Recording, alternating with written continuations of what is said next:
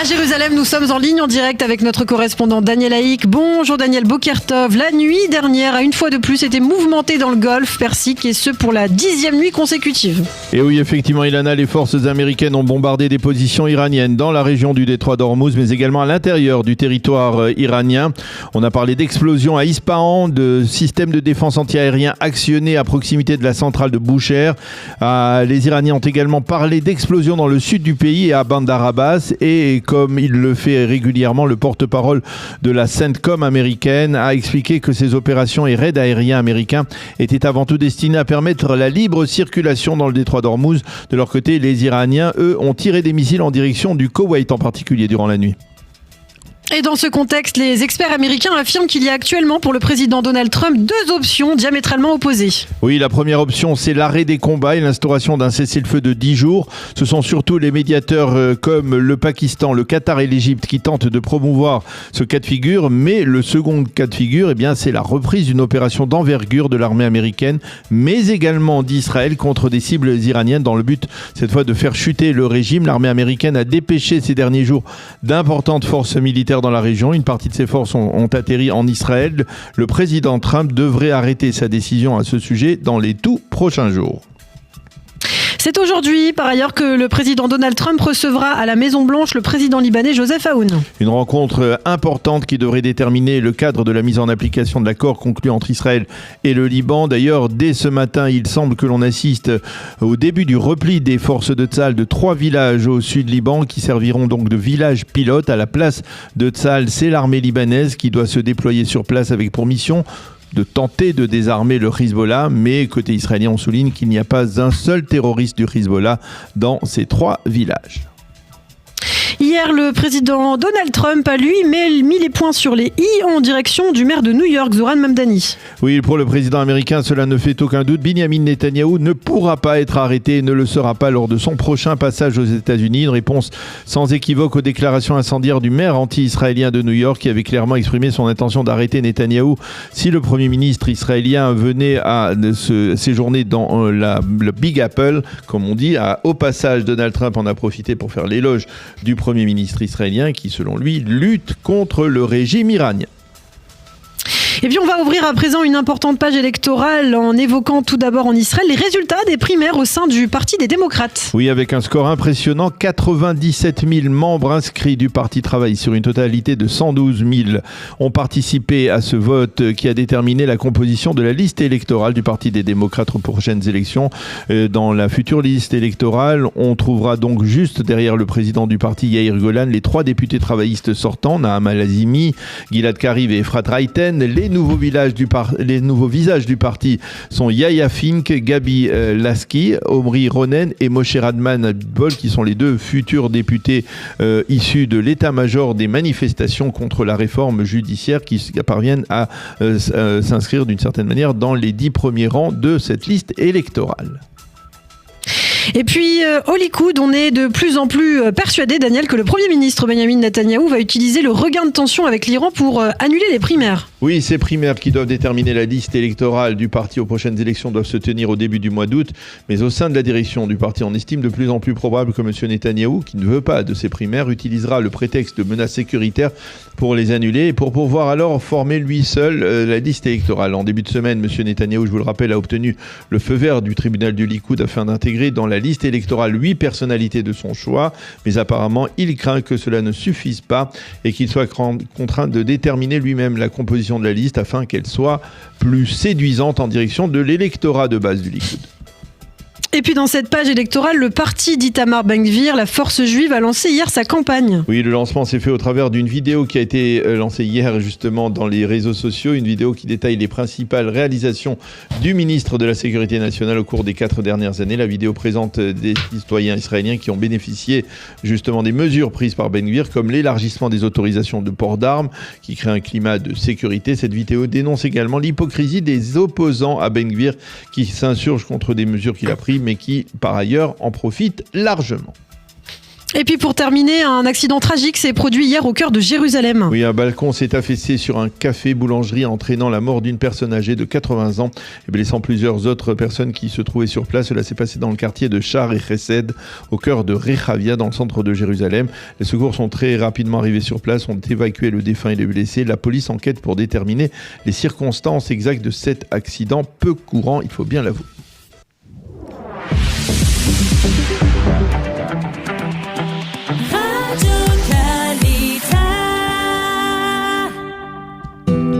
Une page météo pour compléter ce premier journal d'information. Le temps sera, vous l'avez compris, toujours aussi chaud et ensoleillé. Les températures restent stables, assez élevées par rapport à la moyenne saisonnière. Il fera 31 degrés à Jérusalem, 30 à Tel Aviv et sur le littoral, 35 degrés à Beersheva et 41 degrés à Eilat. Nous avons le plaisir d'être en ligne avec le docteur Eddie Cohen. Eddie, bonjour, Boker Tov. Bonjour, Boker Tov Daniel. Merci d'être avec nous ce matin. Il y a quelques instants, vous nous avez fait parvenir des images que l'on va pas pouvoir voir en direct sur notre écran, mais qui sont importantes puisqu'elles semblent montrer le départ d'une partie des forces israéliennes de 2 ou 3 villages libanais et peut-être l'entrée prochaine de l'armée libanaise dans ces 3 villages. Il s'agit de la mise en application du plan pilote qui a été instauré dans le cadre du cessez-le-feu entre Israël et le Liban, on va dire entre Israël et le Hezbollah. Alors la première question que je vous pose d'abord, est-ce que vous y croyez ? Vous pensez effectivement que cette mesure est de nature à être précurseur, ça veut dire à nous préparer à d'autres retraits de l'armée israélienne du Sud-Liban et d'un remplacement par l'armée libanaise ? Écoutez, je ne peux pas savoir ce qui va se passer, mais normalement ça doit bien se passer parce que les Israéliens, les Américains, les Libanais, tous, ils veulent que cet accord se continue. Donc, c'est un pilot. C'est quoi? Que veut dire pilot? Si ça marche, ça va marcher dans d'autres zones. S'il va marcher dans d'autres zones, c'est-à-dire un retrait israélien, et c'est ce que les Libanais, ils veulent. Oui. Après tout, les Libanais, ils veulent, premièrement, retrait israélien. Et maintenant, on va voir si ça va marcher. Je ne sais pas. Évidemment, le Hezbollah, il est contre. Le Hezbollah, il veut une retraite, un retrait israélien, mais il ne veut pas les autres choses. Il ne veut pas les négociations. Il ne veut pas laisser ses armes. Il ne veut pas ce désarmement. Mais le retrait, la retraite israélienne, oui, il le veut. Mais alors, vous avez dit, est-ce que finalement, il dit, c'est ce retrait... Ce mode de pilote, de pilot comme on dit en anglais, il n'est pas faussé parce que même les Israéliens l'ont reconnu ce matin. Ils disent qu'en fait, il n'y a pas un seul terroriste du Hezbollah dans ces villages. Donc l'armée libanaise, elle n'a pas grand-chose à faire et elle n'aura certainement pas à désarmer le Hezbollah. Le véritable examen, ça serait dans un village ou dans une région où il y a effectivement des terroristes du Hezbollah. Écoutez, on ne sait pas s'il y a des terroristes, on ne sait pas. Et on sait qu'ils sont des chiites, la majorité. Donc, on peut voir une personne chiite, un père de 5 enfants, peut-être il est de Hezbollah, on ne sait pas parce qu'ils habitent là-bas. C'est ça le problème. Mais là, dans ces villages, il y a une population civile ou alors, parce que ce sont des villages du Sud-Liban, on avait le sentiment que, en progressant vers le Litani, l'armée israélienne, ces derniers mois, avait poussé de la population civile vers le nord. Oui, mais pas tout le monde est parti. Et il y a 2 semaines, après l'accord, il y a plusieurs milliers qui sont rentrés. Et il y a 2-3 semaines. On ne sait pas. Il faut attendre pour savoir si ça va marcher. Est-ce qu'il y a des armes là-bas? Le rôle de l'armée libanaise, de fouiller, de chercher. Est-ce qu'il y a des armes, premièrement? Est-ce qu'il y a des Hezbollah, deuxièmement? Et troisièmement, comment ça va être avec Israël? Est-ce que l'armée libanaise, ça va rester là-bas? Et c'est une première place. Et il y a d'autres zones. Alors, c'est un pilote. Alors est-ce que c'est dans l'intérêt d'Israël? C'est favorable à Israël ou alors les Israéliens préféreraient rester sur place et contrôler l'intégralité de cette zone de sécurité? Non, je pense pas. Israël, on n'a pas des ambitions pour rester là-bas. Et c'est très dangereux. Mais ça sert à quoi?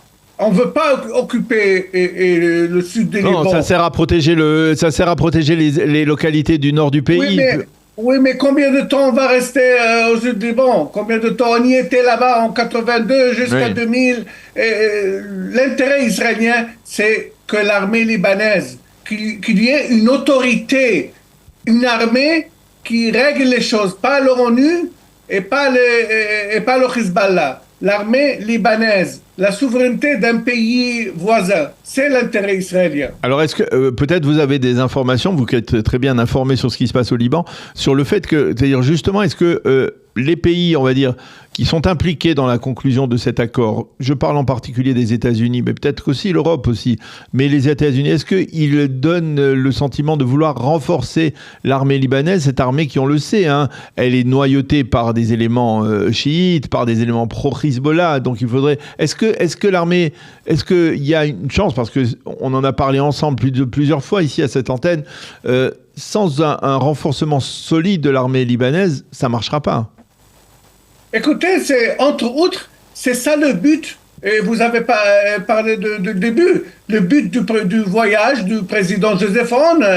Et aujourd'hui, il va rencontrer, il y aura le sommet libano-américain. Monsieur Joseph Aoun va rencontrer aujourd'hui le président américain. Et entre autres, c'est une des demandes que les Libanais vont exiger ou vont demander. Renforcer l'armée libanaise. Comment on peut renforcer une armée, Daniel? Il faut de l'argent, il faut des armes. Et on ne peut pas imaginer qu'une organisation de terreur comme Hezbollah possède l'arme, missiles, plus que l'armée. Ça peut pas, c'est inimaginable. Donc, c'est la visite de Joseph Aoun. Aujourd'hui, il va demander plein de choses au président Trump. Alors, plein de choses, vous essayez de nous dire de quoi il s'agit. En dehors justement, donc, d'une évacuation de l'armée israélienne du Sud-Liban, ça, il va le demander officiellement parce que c'est dans son intérêt politique, parce que s'il veut se préserver lui-même et ne pas être la cible, on va dire, du Hezbollah, il est obligé de réclamer ça en premier. Mais quelles sont les véritables demandes du président Aoun? Évidemment, premièrement, c'est le retrait israélien parce que Joseph Aoun, il a été attaqué, il est en train d'être attaqué par Hezbollah. Comment vous parlez avec les sionistes, avec les Israéliens? Il occupe les pays. Comment vous faites des négociations directes? Au moins, faites des négociations indirectes. Et Joseph Aoun, il veut, premièrement, que les États-Unis fassent pression sur Israël. Parce que, comme on a dit, il veut un retrait israélien, premièrement. Deuxièmement, il veut un soutien américain pour le désarmement de Hezbollah. On ne sait pas qu'est-ce qu'il va avoir dans 2-3 mois, comment Hezbollah va réagir. Et il veut un soutien américain, et un soutien moral, un soutien économique, et les armes, l'armée libanaise. Donc il y a plein de choses que il veut aussi. Joseph Aoun va demander une aide, pas seulement de Trump, mais de la communauté européenne et la communauté internationale pour aider les je ne sais pas combien, au moins 500 000 habitants qui n'ont pas de maison dans le Sud-Liban. Qui va reconstruire le Sud-Liban, Daniel? Il faut de l'argent. L'État libanais n'a pas d'argent pour subsister, pour exister. Donc, il n'a pas d'argent pour reconstruire le Sud-Liban qui est quasi détruit, comme Gaza, on voit les photos. Reconstruire le Sud et aider économiquement des milliers de familles, des chiites. Donc, il faut de l'argent, il faut de l'arme, il faut tout. On voit, le Liban, c'est un petit pays, mais il a plein de problèmes, beaucoup de problèmes. Et les Américains sont les seuls à donner un coup de main. L'Europe, elle est absente. La France, qui veut toujours jouer un rôle sur le sol libanais, vous pensez qu'elle est présente elle est dans le même état d'esprit que les Américains? La différence entre Macron et Trump, que Macron, il n'attaque pas Hezbollah. Je ne sais pas s'il considère Hezbollah une organisation terroriste, mais Macron... il fait semblant qu'il est avec tous les Libanais. Il n'est pas contre une fraction libanais ou pas, ou non. Mais c'est ça la différence. Est-ce que l'Europe va aider le Liban? On ne sait pas. On va voir. Alors, je veux revenir à cette aide américaine. L'aide américaine, elle est importante. C'est vrai que les Américains peuvent débloquer des centaines de millions de dollars pour aider le Liban lui-même et l'armée libanaise en particulier. Mais est-ce que c'est pas aussi dans l'intérêt d'Israël d'aider l'armée libanaise aujourd'hui? C'est-à-dire que cette armée qui qui va se déployer aujourd'hui dans ces 3 villages, est-ce que c'est pas dans l'intérêt peut-être de Tsahal de coordonner, de donner des informations, de travailler en coordination pour que l'armée elle soit plus efficace, cette armée libanaise?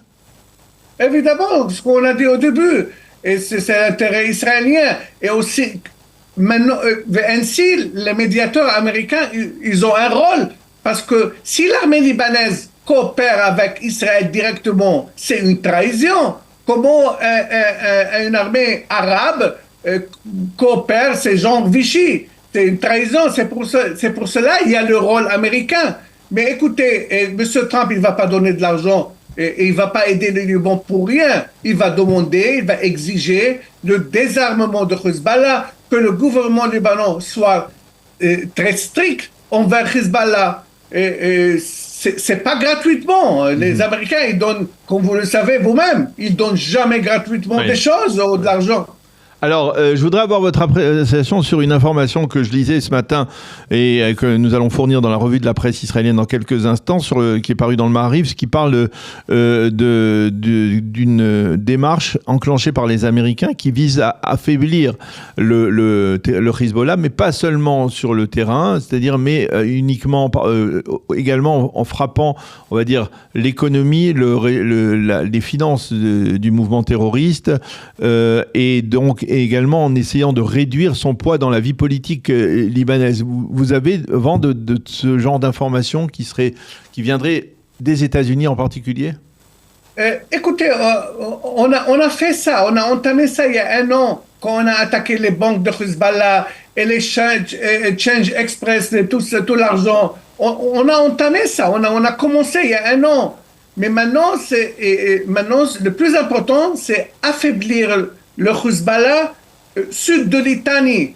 Toute cette zone-là, de Litanie jusqu'à Israël, il ne faut pas y ait une présence de Hezbollah, ni l'arme de Hezbollah. C'est la priorité. Deuxièmement, bien sûr, évidemment, de bloquer l'argent. Mais les Iraniens, ils vont trouver les moyens pour donner de l'argent. Écoutez, il y a un seul pays qui aide le Hezbollah dans le monde entier. Venezuela n'est plus un des pays qui... Oui. Venezuela, maintenant, c'est contre le Hezbollah. Il y a un seul pays, et c'est l'Iran. L'Iran qui continue maintenant encore, malgré la confrontation avec les Américains, l'Iran continue à financer le Hezbollah là, maintenant. Oui. Il y a plusieurs moyens, il y a plein de manières comment aider Hezbollah. Et l'Iran, c'est le seul pays qui aide le Hezbollah. Mais évidemment, le Hezbollah, c'est pas le Hezbollah de Nasrallah, il est affaibli, oui. Il n'a pas d'argent, et ils sont très fatigués. On a vu les funérailles. Et avant-hier, il y avait une funéraille d'une 44, 45 personnes de Hezbollah. Donc Hezbollah, il est très faible. Ça sera ma dernière question, Eddy. Quand on sera fixé sur l'efficacité de l'armée libanaise, de ces plans pilotes là, c'est-à-dire quand est-ce qu'on en saura plus? Écoutez, dans les prochains jours, on va voir, est-ce que l'armée libanaise, elle sera très stricte? Est-ce que l'armée libanaise, elle va empêcher amener de l'arme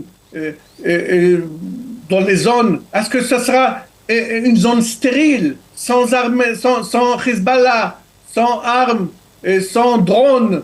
On va voir. Mm-hmm. On sera dans les prochains jours. On sera fixé dans les prochains jours. Eh bien, on va en rester là. Merci beaucoup, Dr Eddy Cohen, de nous avoir éclairé sur ce sujet. Merci beaucoup d'avoir été avec nous. Bonne continuation, Eddy. À bientôt. Merci, à bientôt.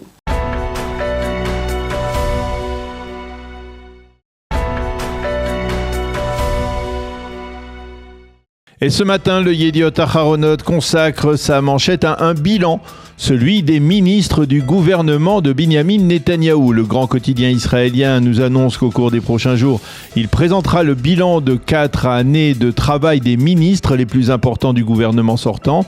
Et donc le journal a choisi de commencer par le ministre de la Sécurité nationale, Itamar Ben-Gvir. Le titre que le journal a choisi est évocateur. Il a tiré dans toutes les directions allusion à l'élargissement massif des permis de port d'armes décidé par le ministre Itamar Ben-Gvir quasiment au début de son mandat. Mais comme il fallait s'y attendre, le bilan dressé par le Yediot Aharonot sur cette première page est globalement négatif, jugé plutôt dans sa confrontation avec la délinquance dans le secteur arabe israélien. Ben-Gvir a échoué puisque le nombre d'assassinats a doublé. À propos de la peine de mort pour les terroristes qu'il a instaurée, le Yediot Aharonot titre « C'est un succès politique que Ben-Gvir aura beaucoup de mal à concrétiser ». La multiplication des permis de port d'armes, un succès qui s'est accompagné de nombreuses critiques. Et puis Ben-Gvir voulait élargir ses prérogatives, mais la Cour suprême l'en a empêché. Et enfin, qu'en est-il de la garde nationale qui a été créée par Ben-Gvir au début de son mandat ? Elle existe selon le Yediot Aharonot, mais elle n'agit pas comme un organisme indépendant. Toujours dans le Yediot Aharonot, on envisage de plus sérieusement un retour d'Israël à l'intérieur des combats contre l'Iran.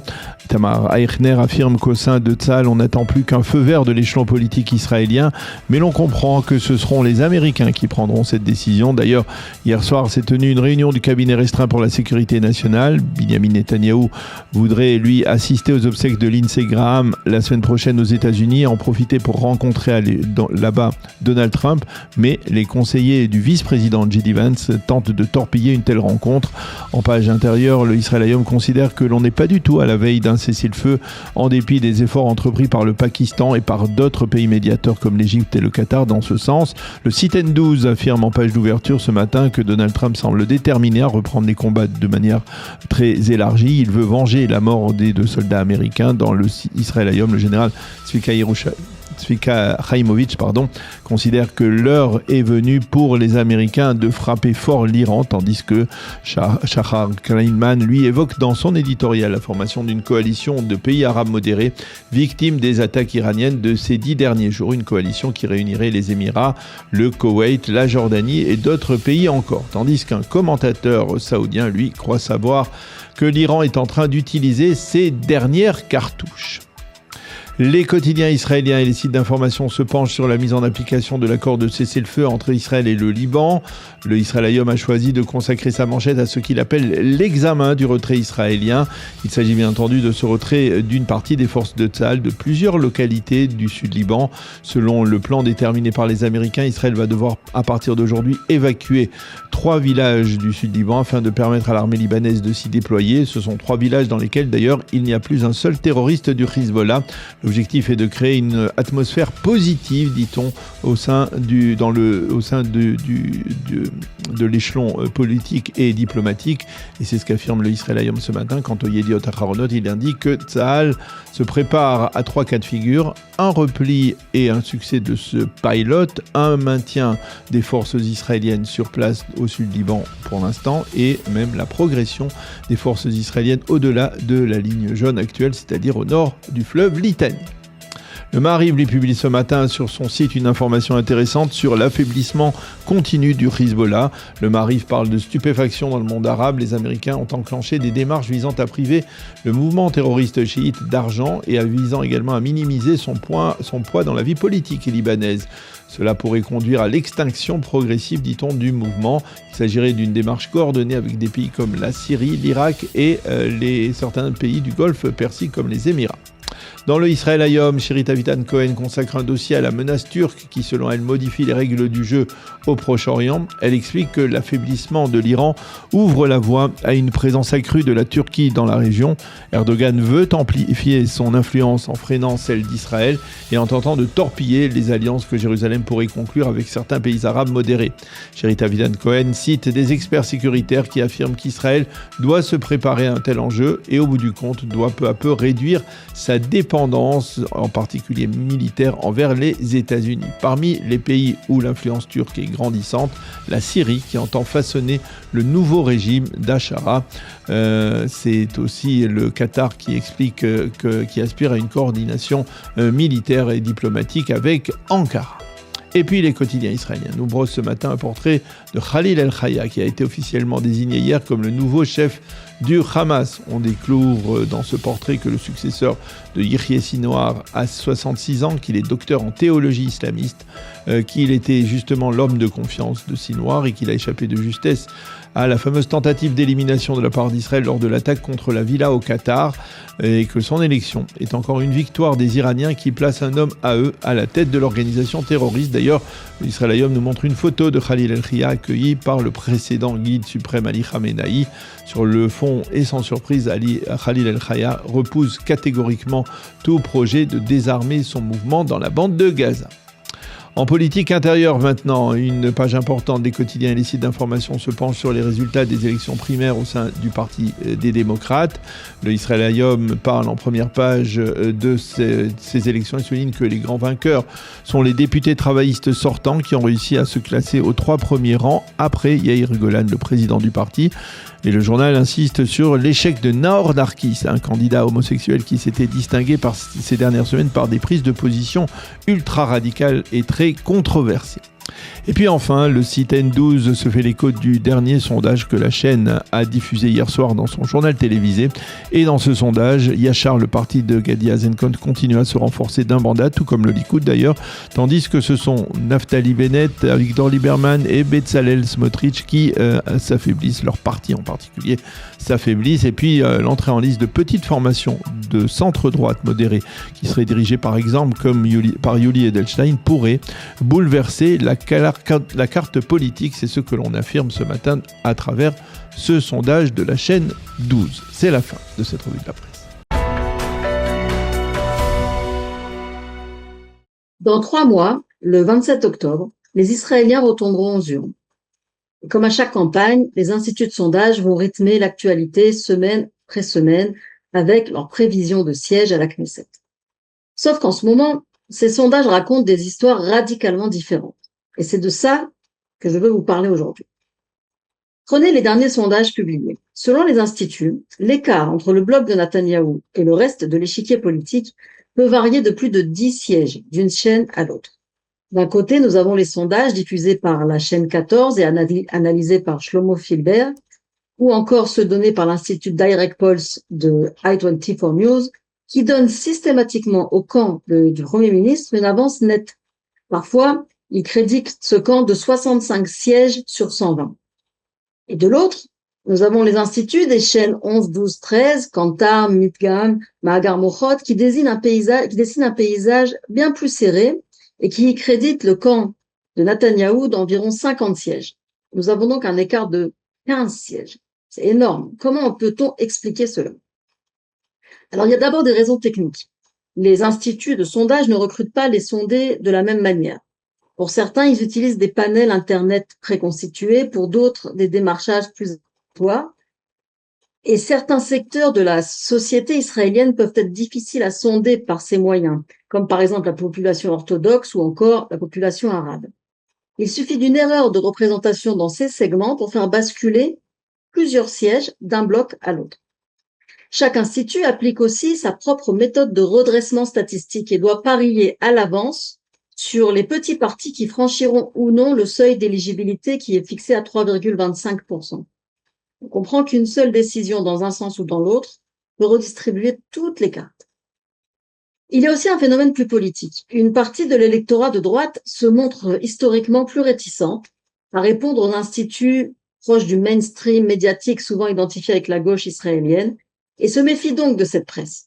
C'est d'ailleurs l'un des arguments qu'avance Shlomo Filber, le sondeur de la 14, pour expliquer ses propres résultats. Il affirme que les autres instituts surreprésentent dans leurs échantillons des personnes qui ne sont même pas habilitées à voter, comme par exemple les résidents arabes de Jérusalem-Est, les travailleurs étrangers, les Bédouins, les Druzes du Golan. Filber prend un exemple mathématique très simple, celui de la communauté arabe. Dans les urnes, à chaque élection, les partis arabes obtiennent historiquement entre 10 et 12 sièges. soit environ 10% des voix exprimées. Or, Filber affirme que les autres instituts de sondage construisent des panels qui comprennent 20% d'Arabes.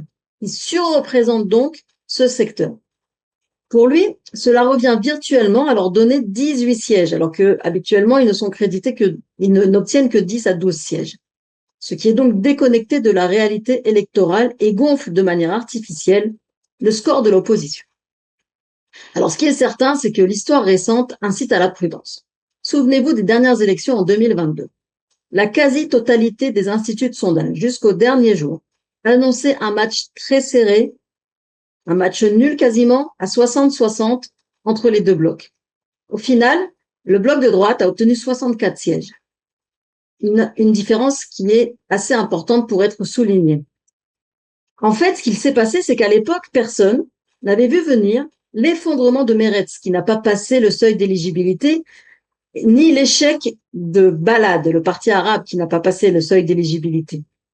Et ces voix perdues ont été redistribuées vers les grands partis qui, eux, avaient passé ce seuil et ont donc mécaniquement gonflé le bloc de droite, ce qu'aucun institut de sondage n'avait prédit, sauf Direct Polls, qui à l'époque était sous la direction de Shlomo Filber et qui avait été l'institut le plus proche du résultat final. Il avait été le seul à anticiper que le bloc de Netanyahou dépasserait les 61 sièges. Alors, que faut-il retenir à l'approche des élections?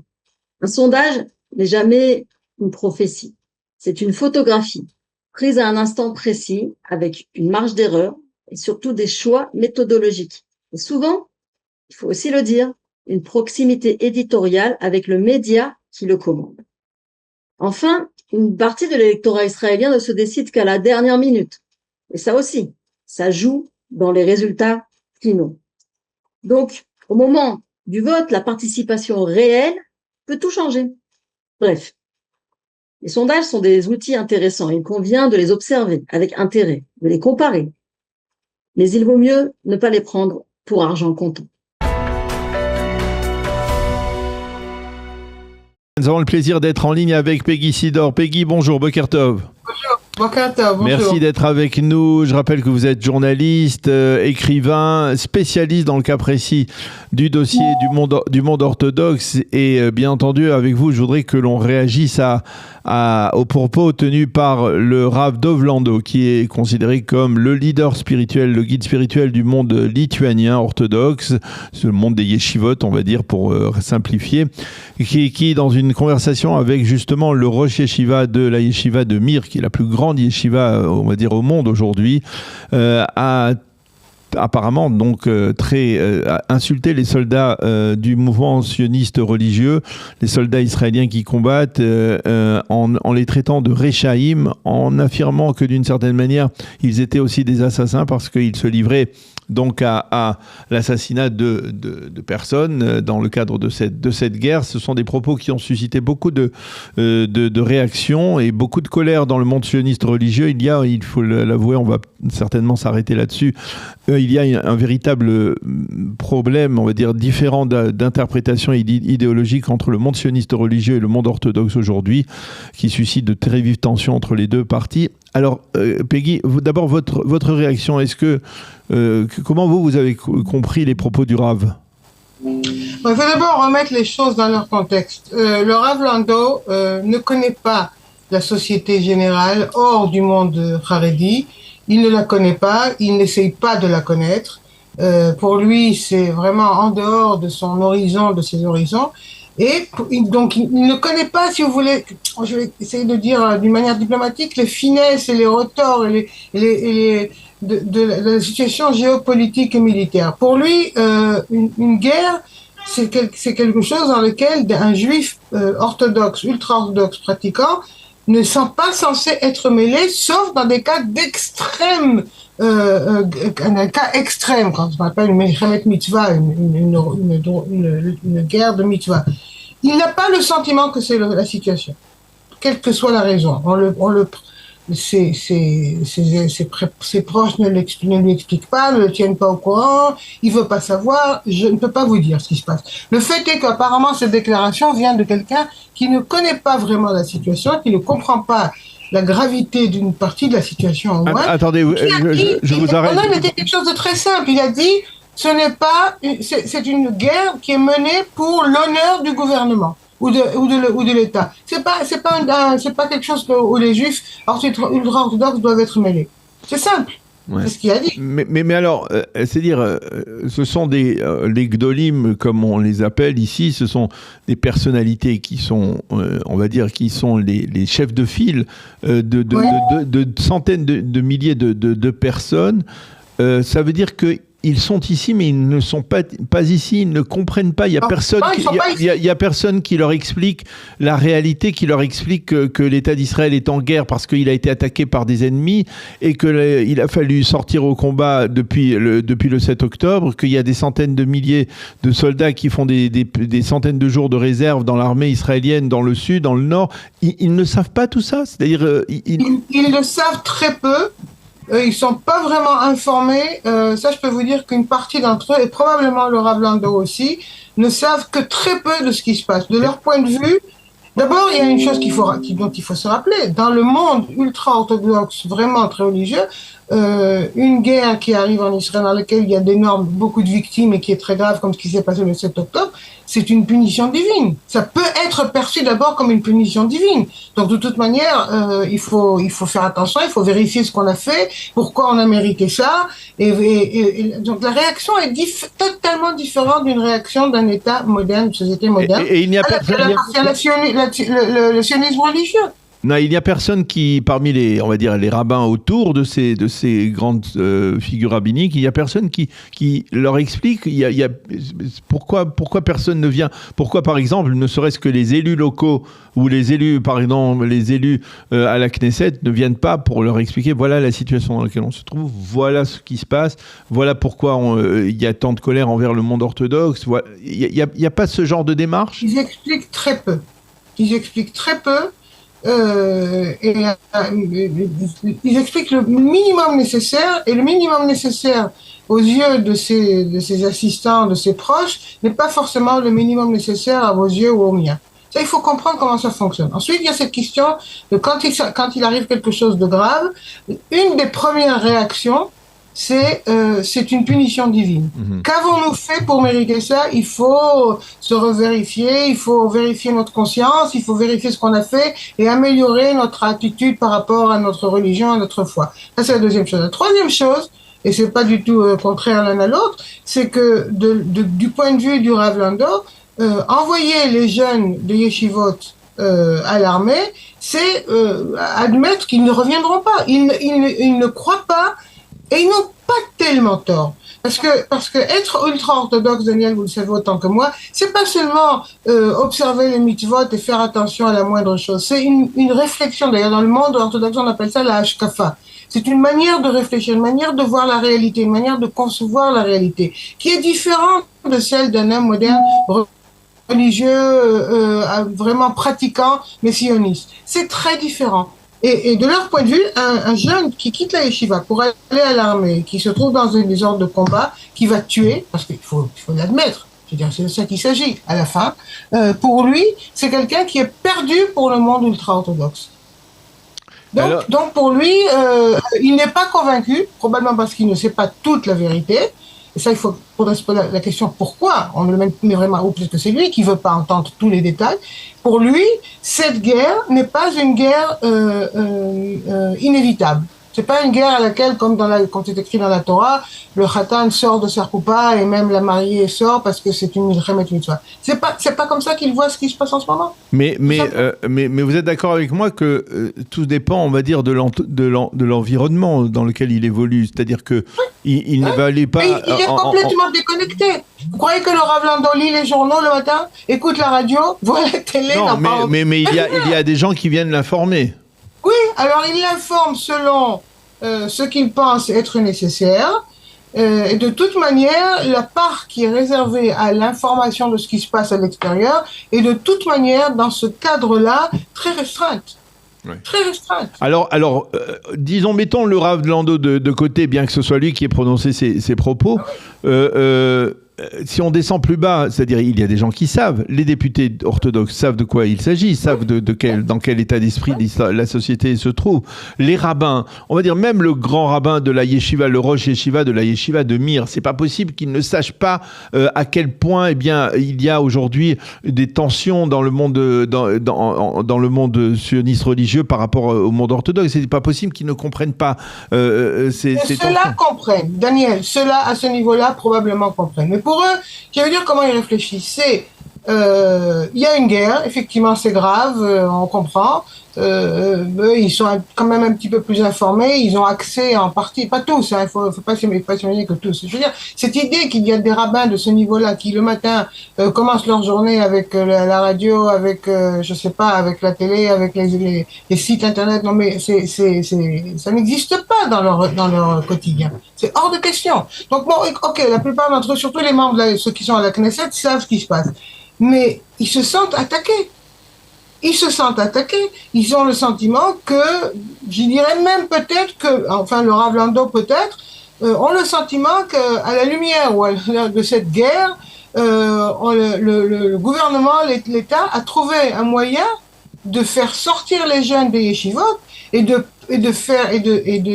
d'affaiblir le monde ultra-orthodoxe qui se veut de toute manière dès le départ détaché et déconnecté de ce qui se passe autour. Non, alors, ok. Alors, ça, c'est la société en général. Je voudrais qu'on se penche un peu sur le sionisme religieux et cette tension entre le sionisme religieux et les orthodoxes. Elle n'est pas nouvelle. Hein, non. Ça dure depuis le début. C'est-à-dire, on a parfois le sentiment qu'il y a plus de. Dites-moi si je me trompe, mais on a le sentiment qu'il y a parfois plus de points de contact et de compréhension entre le monde orthodoxe et le monde laïque qu'entre le monde orthodoxe et le monde sioniste religieux. Les sionistes religieux sont, je ne sais pas comment on dit en français, les underdogs. Vraiment, ils sont attaqués des deux côtés. Oui. La société générale, bon, maintenant ça s'est amélioré ces dernières années, mais pendant très longtemps ils étaient très mal vus. Il y a le côté politique, on les accuse de toutes sortes de choses, donc je n'ai pas besoin de vous raconter. Mais de l'autre côté, du point de vue des Haredim. Alors, pendant très très très longtemps, jusqu'à à peu près, à mon avis, une décennie, pas plus. Les enseignants dans les yeshivot SD, dans les yeshivot du sionisme religieux, étaient des Haredim. Il a fallu des années pour préparer des enseignants d'un niveau... Ça fait au moins une bonne vingtaine d'années, une bonne génération que ça n'existe plus, ça. Parce que je me souviens effectivement, dans les années 80, ça existait effectivement, mais c'est plus le cas. Alors ça, c'est resté, c'est un sentiment. Pendant très longtemps, le sionisme religieux s'est senti inférieur, menacé. Pas assez considéré. Il y a des blessures anciennes qui sont pas vraiment entièrement cicatrisées. Alors, le côté nationaliste, je parle pas sur le plan politique, hein. Le côté nationaliste, les sionistes religieux qui quittent la yeshiva ou qui raccourcissent la yeshiva pour aller après, ou qui terminent la yeshiva, yeshiva Tesder et qui vont s'engager. J'en ai plusieurs dans ma famille, je connais ils se sentent menacés des deux côtés. Et tout le monde se sent menacé, en fait. Les ultra-orthodoxes se sentent menacés, la sionite religieuse se sent menacée, le reste de la société aussi se sent menacé. Qu'est-ce que c'est que ces gens qui sont là, qui vivent avec nous et qui ne participent pas à l'effort alors qu'il est question, enfin, c'est présenté sur certains aspects comme une guerre, comment dirais-je, où notre existence est en question, est remise en question. Oui, mais c'est-à-dire, dans le monde sioniste religieux, on est étonné justement de l'incompréhension. C'est-à-dire peut-être pas de ce manque, d'empathie que le monde orthodoxe un manque de considération. Oui, un manque de considération. Ces jeunes qui sont allés se battre et qui ont payé de leur vie, et qui ont étudié, qui allaient sur le front avec une Gemara dans leur poche. Mais aux yeux des ultra-orthodoxes, aux yeux des gens qui sont proches du Rav Lando, mais ils se trompent complètement. Dans le meilleur des cas, ils se sont trompés. Il y a des fois où ils disent plus que ça, pire que ça. C'est une façon de voir les choses du point de vue du Rav Lando. C'est la hashkafa, c'est la manière de concevoir la réalité et la vie. Et une guerre, c'est pour la préservation pour préserver un gouvernement, un État qui de toute manière est un État laïque. Hein, je veux dire, qui nous dérange, qui nous conforme, qui ne va pas conforme à ce que nous voulons. Et aller se battre, alors il a carrément utilisé le terme assassinat. Il dit, Oui. vous faites, est-ce que c'est permis à un juif d'assassiner? Non, il y a l'Otirtzach dans les 10 commandements. Oui. C'est comme ça qu'il faut les choses. Et ça explique aussi peut-être pourquoi, par exemple, dans le monde orthodoxe, au cours des 3 dernières années, on pouvait s'identifier beaucoup plus facilement au problème des otages qu'au problème des soldats. C'est-à-dire que parce que les otages, en fait, c'était un relent, ça pouvait rappeler une situation qu'ont vécu les juifs en diaspora, les juifs orthodoxes en diaspora, lorsqu'ils étaient kidnappés et échangés contre des rançons, alors que être soldat depuis 2000 ans, ça n'existe pas pour un juif. Non, ça n'existe pas. Un juif n'est pas censé aller tuer. Ils ont réduit la notion d'être un soldat à son plus bas niveau. Évidemment, nous savons bien que c'est pas de ça qu'il s'agit, mais à leurs yeux, c'est de ça qu'il s'agit. C'est vraiment c'est un des 10 commandements qui est foulé aux pieds pour je sais pas comment il a écrit le Tovat à Médina, pour le vote de Médina, pour l'honneur de ce pays. Vous voulez garder votre honneur sur la scène internationale et vous envoyez des juifs tués alors que c'est la chose que nous ne devons pas faire. Nous, les juifs, ne devons pas tuer.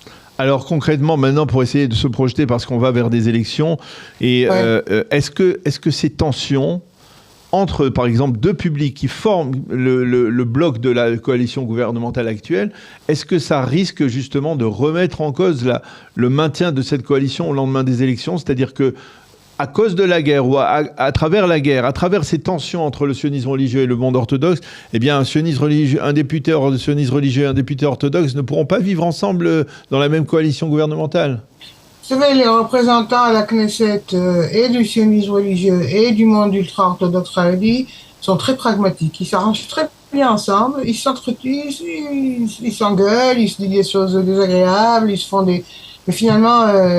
les 120 ou pratiquement les 120 là dans la Knesset se savent très bien. Mais par exemple, Smotrich, par exemple, est aujourd'hui critiqué à l'intérieur du monde sioniste religieux parce que justement, il maintient cette alliance avec les orthodoxes. Oui, il y a un sentiment de grande colère dans le sionisme religieux qu'on peut expliquer, qu'on peut comprendre. Ils se sentent abandonnés. Non seulement on n'est pas assez pur aux yeux de la société générale parce qu'on est soupçonné de vouloir faire des changements politiques vers l'ultra-droite, et on est dédaigné par le monde ultra-orthodoxe qui est quand même un point de repère. Je veux dire, c'est pas... Et pour eux, je veux dire, ils sont malmenés, ils payent un prix très fort, je veux dire, c'est démesuré le prix qu'ils ont payé, mais ils se sentent attaqués des 2 côtés. Non, mais moi je pense qu'il y avait aussi une autre intention derrière la déclaration du Rav Landau. Je pense que c'était une espèce de petite remise à l'ordre des représentants à la Knesset, les membres de la Knesset des ultra-orthodoxes, de leur dire vous là-bas, vous faites vos affaires, vous arrangez, vous faites des alliances, vous faites des désalliances. Rappelez-vous une chose, nous, les Haredim, nous ne sommes pas comme les autres. Pour nous, un soldat, c'est quelqu'un qui va tuer.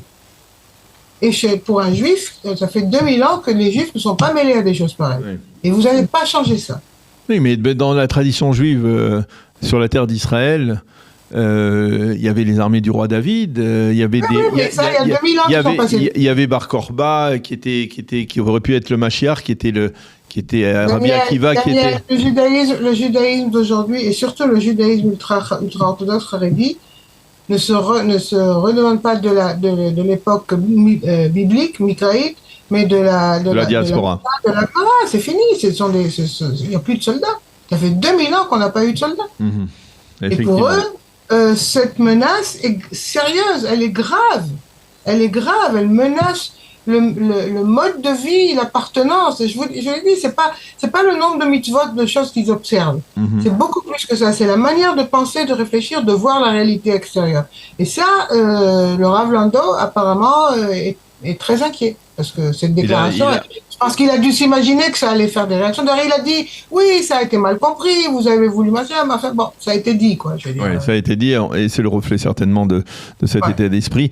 Merci beaucoup, Peggy. C'est toujours très passionnant de dialoguer avec vous sur le monde orthodoxe. Merci beaucoup d'avoir été avec nous ce matin.